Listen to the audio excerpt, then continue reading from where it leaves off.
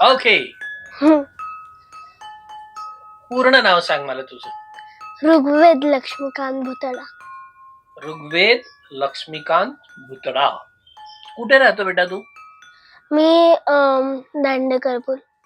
दांडेकर पुलावर राहतो. म्हणजे कसं जायचं असतं इथून? माहित नाही. माहित नाही. तू एकटा जातोस का कुठे? नाही. का रे? म्हणजे हरवशील असं वाटतं? नाही. रस्ते लक्षात येणार नाही असं वाटतं? तर समजा तू चुकलास तर काय करशील? कोणाला फोन करशील आधी? मला आजोबांचा नंबर पाठव म्हणून मी त्यांना फोन करेन. आजोबांचा नंबर पाठ आहे. आजोबांचं नाव काय? गोपाल. ओके. काय नंबर आहे सांग पटकन. 9403061666. आणि बाबांचा? नाही पाठ. आईचा? नाही. अरे बाप, आईचा पाठ नाही, बाबांचा पाठ नाही, फक्त आजोबांचा आहे. आजोबांचा फोन नंबर कसा पाठ झाला तुझा? त्यांनी मला सांगितलं आणि सांगितलं पाठ कर. मी पाठ केला. आजोबांनी तुझ्याकडून नंबर पाठ करून घेतला. ओके. एक चित्र मी तुला दाखवणार आहे, ते कसलंय ओळखायचं आहे. बघ.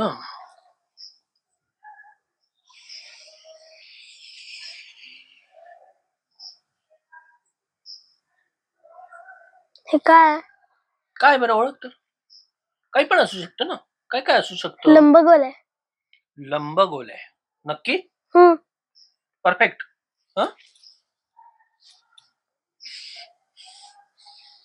त्रिकोण. सगळं मिळून काय वाटतंय? मासा. नक्की का मासा? मला तर असं काही वाटत नाही. चॉकलेट. चॉकलेट. नक्की का चॉकलेट? अजून नाही. हे बघ, आधी तू लंबगोल म्हटला, मग म्हटला मासा, मग म्हटला चॉकलेट. तू काहीतरी एक ठरव बाबा, की मी काही केलं तरी तेच राहणार आहे.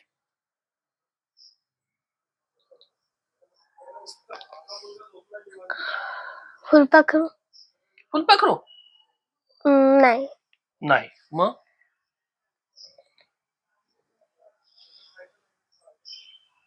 चॉकलेटच. Confirm chocolate? Confirm chocolate?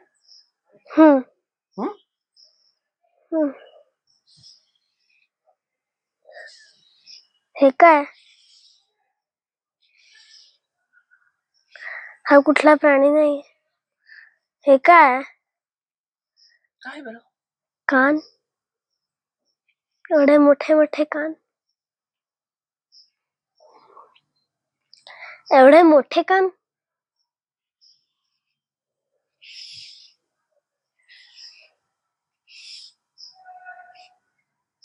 मुलगी आहे.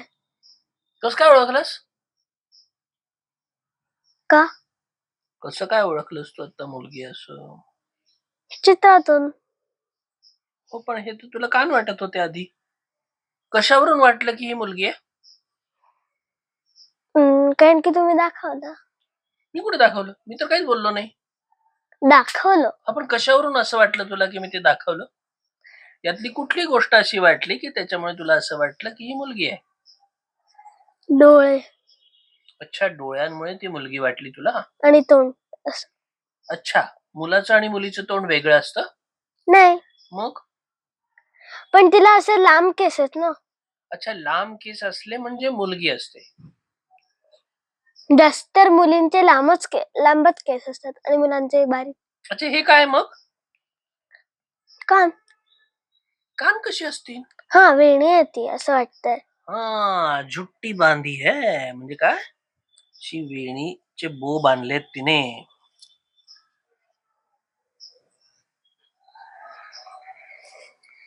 आता दिसते बरोबर? हम्म. तिला हसरी करायची का?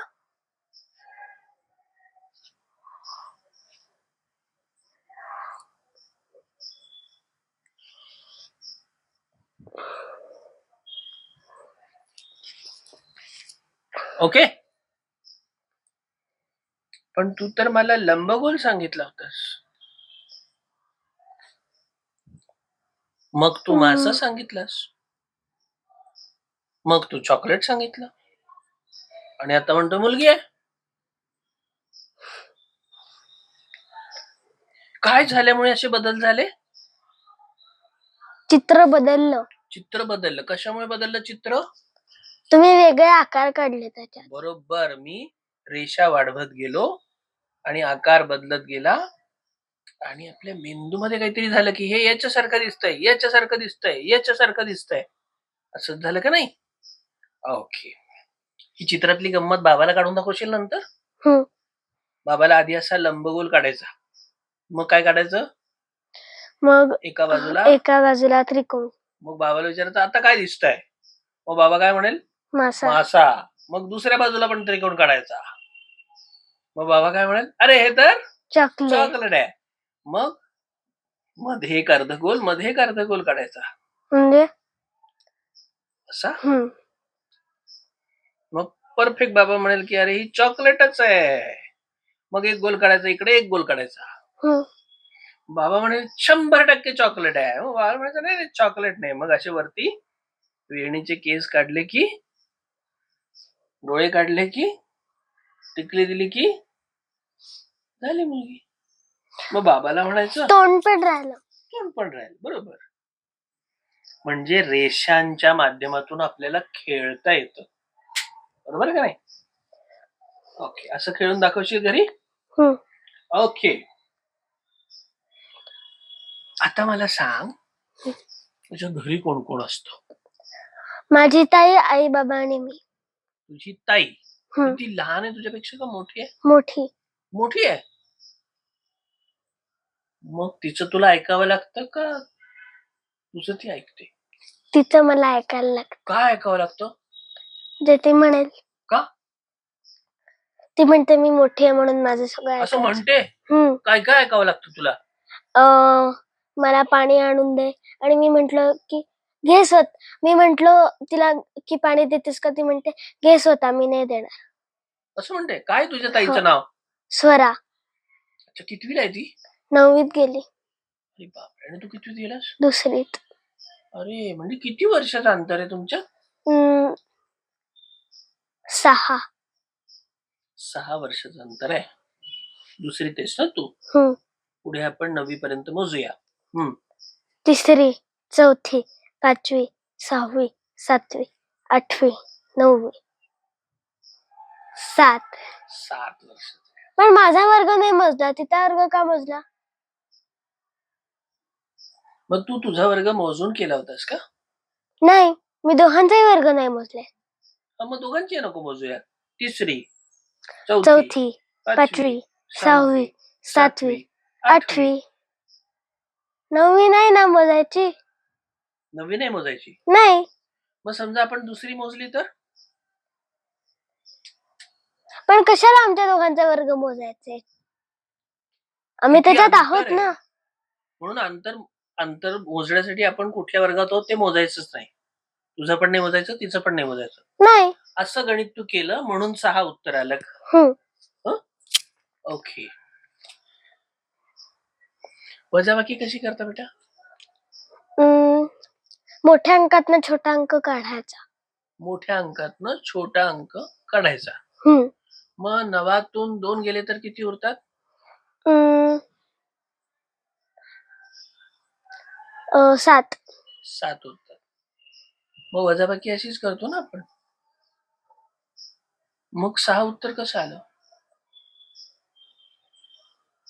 अं, मी वजाबाकीच केली होती ना. हम्म. 9तून 2 वजा केले होते. म्हणजे मधलं अंतर आपल्याला कळेल. मग मी चुकीचं केलं का गणित काही? मग 7 उत्तर आलं त्याचं. मागचा मी जेव्हा पहिलीत होतो आणि ती 8वीत होती तेव्हा तर 6 वर्षांचं अंतर होतं. मग आता किती असेल? 7.